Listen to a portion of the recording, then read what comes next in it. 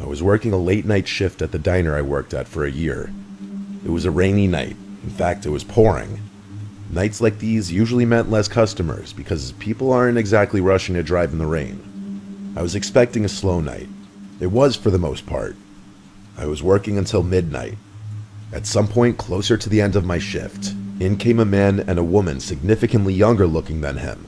He looked about 40. She looked like she were in her 20s. They both looked at me the second they walked in, and so I went over to greet them and ask how many. They said just 2, so I brought them to a table. They took a while to order, and I noticed they were talking really quietly to each other. After they did order, the man started striking up a conversation with me. I'm a generally talkative person, which was why I've always thrived in the hospitality industry. So I started chatting their ears off since it was a slow night anyway. Typical waitress-customer back and forth.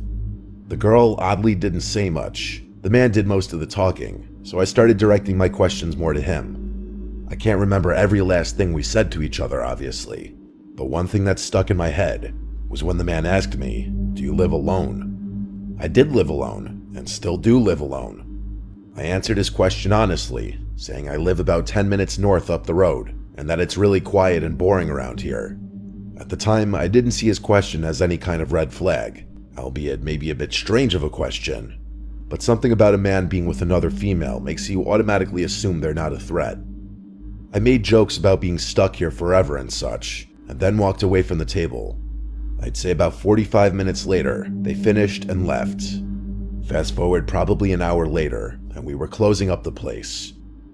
I said goodbye to my coworkers and rushed to my car to avoid getting more soaked than I needed to from the rain. It was still pouring outside.